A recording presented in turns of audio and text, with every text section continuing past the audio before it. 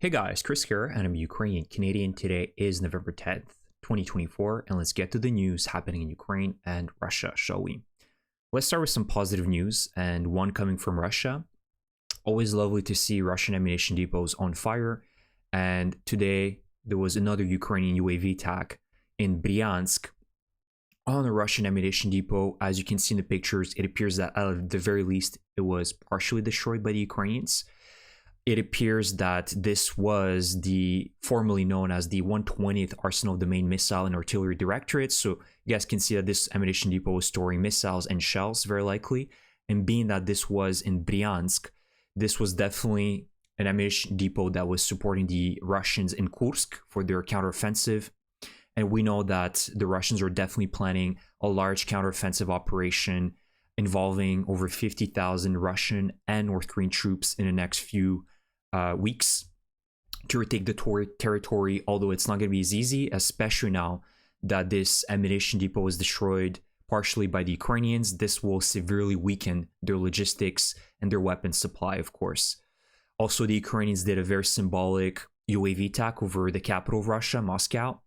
And I think it was just more symbolic because we know that the Russians have been attacking Kiev almost on a daily basis with its own drones, the Shahi and the Geran drones, and they haven't unfortunately been able to strike a few civilian apartment buildings, etc. We know that the Russians continue with their terrorist operations, so I think that it's really important that Ukraine also symbolically sends a few UAVs to Russia towards the capital to remind the elites, the people living there, that the war is not too far away and it definitely does impact them, right? Air traffic was put on pause throughout the day and people were very afraid as well. So it's also important that Ukraine continues with its pressure on the Russian capital. So overall, some good UAV operations by the Ukrainians overnight, and let's hope for some more. But we really understand that Ukraine absolutely needs to continue to find ways to destroy all Russian ammunition depots that are within its range. And speaking of that, Zelensky also confirmed today that Ukraine has produced over 100 missiles in 2024. Now, it's not a huge amount, but this is a start. And we know that Ukraine has two very successful and effective missiles. We have the Neptune RK-360, and there's also the Grim 2 ballistic missile, which I've talked about in the past. And these are two missiles that Ukraine has been able to produce and will continue increasing its production. So both of them have a starting range of about 400 kilometers. So this is well within range. It can definitely strike pretty much any military airfields and ammunition depots that are within Russian territory, most of them at least. They're not too far away from the Ukraine border. The Grim 2 it has a variation that can go up to 750 kilometers. So it'd be good to see how effective it will be if it indeed can be used up 750 kilometers. But you can see that Zelensky also mentioned that right now there's over 800 Ukrainian companies that are working on producing weapons for the Ukrainian Defense Forces, which is great, right? That industrial military complex is being built up, which is extremely important for Ukraine. That Ukraine is also receiving a lot of guidance, leadership, and investment from European countries like Denmark and France on building systemic models for investment and also localizing weapons production in Ukraine. Absolutely important. Ukraine needs to be self-reliant. We understand that more than ever, that Ukraine cannot rely, especially with Trump's victory a few days ago, it cannot rely on the United States, and it really has to become independent, right? Because beggars cannot be choosers, and that's the worst position to be in, when you have to constantly beg your partners for help, and if they're not unable to help you out, well, you're stuck. So Ukraine really needs to continue ramping up production of missiles, drones, its tanks, different types of weaponry, to make itself an important subject to be taken seriously as well. That's extremely important. I think that it's a good sign, and it's a good start as well. And in 2025, we can only hope that the production for these missiles is going to double, triple, quadruple, and that would allow the Ukrainians to essentially hit more and more Russian ammunition depots and airfields. Extremely important. We understand how that is going to degrade and weaken Russian offensive capabilities in Ukraine and force them to a negotiation with Ukraine. It's vital. And last but not least, I want to talk about Trump, because of course we're going to continue talking about him for the next 4 years. And certainly we will be talking a lot in the next few weeks as well before he takes office, because as I've said in my previous video, we have to wait and see who he surrounds himself with. If we need to have a clear understanding what his first steps for Ukraine and a peace deal will be. So it appears that based on the statements of the Prime Minister of Poland, Donald Tusk, if I remember his first name correctly, that he believes that very soon we will have a clear idea on the ceasefire date, what borders would be upheld by it, and the security guarantees for Ukraine. So we should be expecting that very soon. Now, ultimately, I believe that Trump and his foreign policy and his policy on Ukraine, he'll take a lot of unpopular, incorrect decisions before he ends up taking the right one. And the reality will hit him very quickly. I've said it in my previous video. I really don't believe that Trump is going to be able to end the war within 24 hours. It's evident. Everybody understands that. But even in a few weeks, it's just not going to happen. And the reality will really hit him quickly. And you guys remember a good example of that is North Korea, where during his first term, he went to North Korea, met with Kim Jong-un.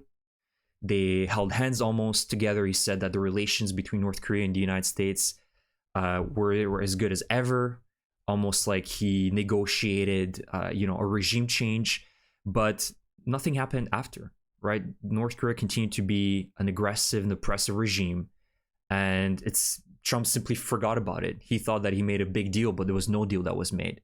And Trump was playing with this toy. He just threw it away to play with another toy that made him more interested, right? So that's the reality of things, that Trump's basic understanding of geopolitics is going to hit him very quickly in the face. And as I've said, things are not as bad as they seem, right? Like, Trump still has a lot of partners like Poland, UK, South Korea, many other countries that are conservative, more Republican leaning, that will definitely influence his decision. Now, how effective is that going to be? I don't know, because we also know that not Putin, but Trump has also the other side, which are the MAGA Trumpists. They're very pro-Russian, the Tucker Carlsons, the Elon Musks, which do have a lot of weight right now. I'm not going to deny that. They do have a lot of influence. Even his own son, Donald Jr., they're pro-Russian to a certain extent. And I think that that's also going to heavily weigh into his decision-making. But I also think that it's not going to be simple as we look at it. But he's definitely going to take a lot of incorrect decisions, unpopular decisions. They're going to be anti-Ukraine in 2025. But it's not going to be easy for him to admit that this is a victory, that he made a good deal. And as I said, abandoning Ukraine, it does not make him look like a winner. It's going to be like an Afghanistan 2021 for Biden, for Trump, if he does that. So I think that if Trump eventually comes to the right decision, he'll probably aim for a lend-lease for Ukraine, which will make him look towards his base, his supporters, as a deal maker, right? I'm not giving free money to Ukraine, free assets and weapons. I'm actually selling them, loaning those weapons. So that's really important. I think he could go for that avenue. Another thing that makes me very optimistic is that Ukraine's welfare is more or less funded for 2025. We know that the European Union has approved the $50 billion financial assistance loan for Ukraine. As frustrating as it is, the Biden administration confirmed that they will give the remaining $6 billion in military aid by the end of January of 2025 to Ukraine. I don't know what stopped the Biden administration from providing all of that assistance in the summer, but better late than never. But that's also good news, because that's also going to pretty much guarantee the flow of weaponry for Ukraine for 2025. It's not perfect. There's going to be holes. And we know that on top of that, there's also going to be other countries in Europe, Canada, Australia, many countries all around the world that will continue supporting Ukraine by providing weapon packages to the Ukrainian military. So I think that with that regard, Ukraine's 2025 year is more or less secure. It's not going to be perfect. There's going to be holes, as I've said, but it's going to be okay. I think I'm very optimistic. And again, the last point is that Europe is mobilizing its resources to Ukraine to help Ukraine's security. Europe understands that they cannot rely on the United States anymore. It's become an unreliable partner. With Trump's coming, at least the message is that, it's either you're going to elect the Democrats, which are going to help us, but then the Republicans are the complete opposite. There's no longer an alignment with the Republican Party and Democratic Party that NATO is important for us and we need to continue supporting NATO. You're seeing that there are polar opposites, and Europe understands that completely. We cannot rely on the United States anymore. And there will be a long transition period for sure. Many years where Europe is going to have to adjust itself, but I think that Europe now, more than ever, understands that it has to start counting on its own security, reinvesting back into the military, building those new logistics branches that are not reliant on the United States, and also leadership. Having more leadership and autonomy is extremely important. So I think that's also very positive.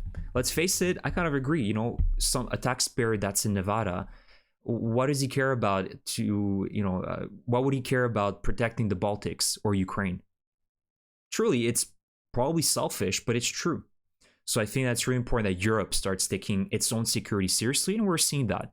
We're seeing that there's more and more meetings in the last few days.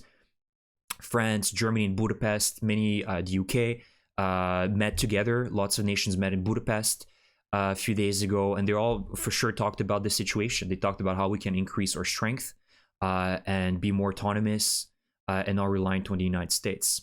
So with all due respect to my American viewers, don't be offended, but the world will certainly start counting on itself more and more. And the United States, well, that's the avenue that it took. It wants to become, I shouldn't say isolate itself completely, but the world does not see, I think, the United States as this global sheriff that can resolve global conflicts and be an effective leader with that regard. I think the world now is going to really start counting on itself more and more. Countries are going to have their local alliances and rely less on the weight that the United States has, because it's losing that weight, unfortunately.